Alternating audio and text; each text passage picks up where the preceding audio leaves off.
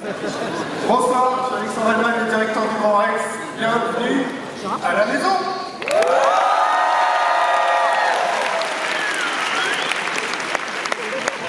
Ils viennent souvent, normalement c'est Stéphane qui vient présenter, il est super présentateur, et il est en vacances aujourd'hui. Et je dois m'y coller, c'est pour ça. Bon, bravo, merci à tous d'être là. Les places sont parties en temps record. 40e anniversaire d'un film méga culte. 40 ans après, ça fait toujours le plein grâce à vous, grâce aux fans. Bravo encore.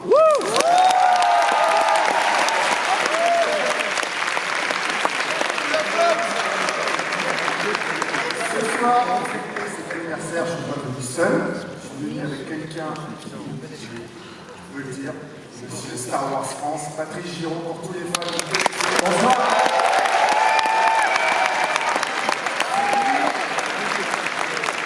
C'est lui qui a créé le magazine en 95, c'est lui qui a fait la convention Star Wars au Rex. Il a 1 milliard d'anecdotes, on va essayer de réduire, mais on en a quelques-unes à vous raconter ce soir.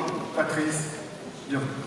Merci d'être venu, je suis ravi d'être là parce que le Grand Rex, c'est une histoire qui est longue, qui existe finalement depuis 77, mais qui a pris son envolée en 83, car à l'époque, jusqu'en 99, les dates de sortie qui étaient importantes en France en termes de marketing, pour faire le maximum d'entrées, c'était les vacances de la Toussaint.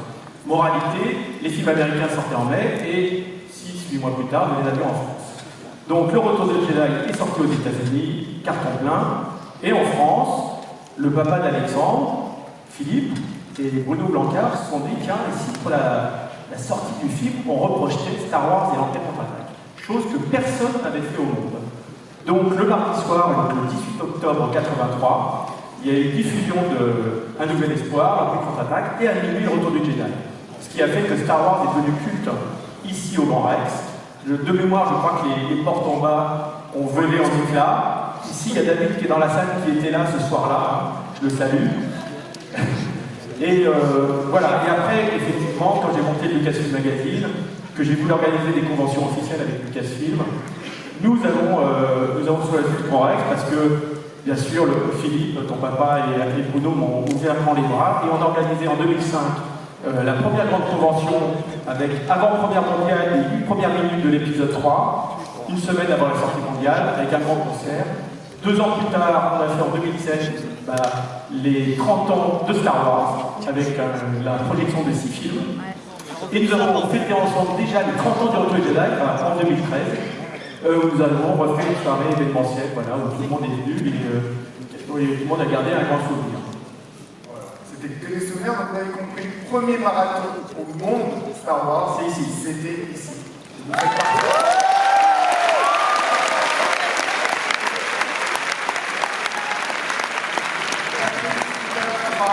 Anecdotes sur le Retour du Jedi. Je pense qu'il n'y a pas une personne de la salle qui connaît ces anecdotes. Il va nous en raconter 2-3 comme ça. Bon. Vous allez rentrer encore plus fan de Star Wars. George Lucas, en 75, sur le tournage de Star Wars, disait à Macali, j'ai envie de faire 12 films, c'est-à-dire 4 trilogies. Et en fait, il faut comprendre que dans l'idée de George Lucas, il y avait donc les épisodes 1, 2, 3, qui sont virtuellement ce qu'on a eu dans les années 90-2000. Mais la trilogie que nous connaissons, 4, 5, 6, devait se dérouler en 2 trilogies. Et donc, les tout derniers, c'était les enfants. Donc, quand George Lucas a écrit pour l'Empire contre-attaque le personnage de Boba Fett, dans son idée, Boba Fett était, dans le 3e film, qu'on appelle maintenant l'Ordre du Jedi, le grand méchant. Sachant que la trilogie d'après, les 7, 8, 9, devait être l'affrontement face à Vador et la destruction de l'Empereur. George Lucas, bien sûr, est sorti de l'Empire contre-attaque un peu épuisé, surtout qu'il était indépendant, produisant tout seul les films. Il n'avait qu'une seule crainte, c'est de ne pas arriver à faire peut-être 6 films. Donc il s'est dit, au prochain film, on clôture l'affaire, on clôture la relation avec l'Empereur et Dark Vador. Et c'est pour ça que le personnage de Boba Fett a été éliminé dès le début du film. Voilà. Un petit spoiler. Parce qu'il y a des gens qui n'ont jamais vu Star Wars ici. Désolé. Mais non, mais c'est bien justement. Et tu vas voir de la manière surmontée. Exactement. Et comme je l'ai dit, ce soir, on arrive enfin à avoir une expérience de cinéma. Et je le dis pour nos amis Disney qui sont là, vous imaginez bien que bientôt, tu pourras voir tous les films sur votre écran. Oui. C'est ça.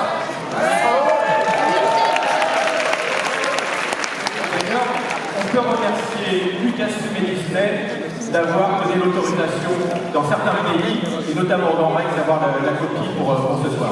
Voilà. Alors, je ne peux pas vous embêter plus longtemps parce que vous voulez voir le film. Soyez perspicaces dans la séquence du briefing des rebelles. Parce que vous voyez dans le vaisseau spatial.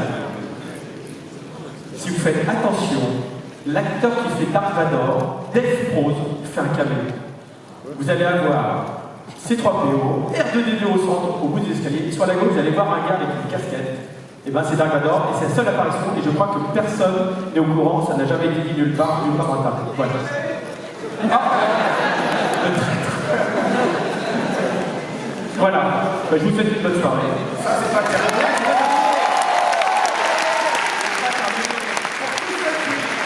Sans passer à la boutique, il y a une petite tombola. Ouais, comme ça. T'as rien acheté donc. Pour gagner le Sweetplay. Bonjour. Ça va le Rex? Et oui, déjà vous êtes nombreux à être passés à la petite merci, la petite légende Icon, moi c'est Anne Jones, et aujourd'hui, je vais vous faire gagner le Sweetplay officiel, parce que dans la salle ils le savent, de Star Wars. Donc, je vais demander à une main innocente. Vous êtes innocent? Totalement. Allez-y. Sortez tous vos tickets. Vous le mettez en vous. Ah bah c'est moi qui gagne. C'est vrai? Ah non, bah on a un cas d'école. Ah 66 ou 90? Non, c'est celui. Ah, voilà. Donc c'est 66. Bleu, 66, bleu.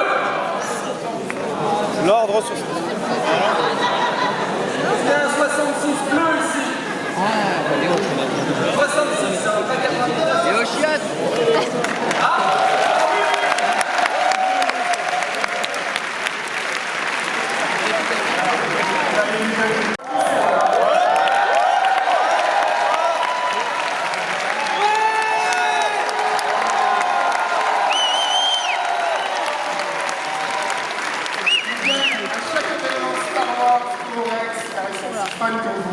J'adore. On peut les remercier encore 1000 fois parce que grâce à eux, on a fait.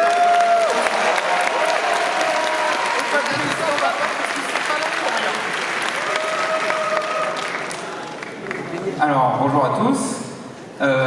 Aujourd'hui, on est là aussi, en plus d'être là pour animer au Grand Rex, pour remettre à Patrice un titre au nom de toute la 501 Global Worldwide, appuyée par la 501e française.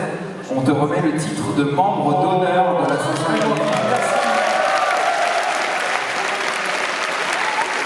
Et je pense que tout le monde ici a un souvenir à un événement où Patrice a participé.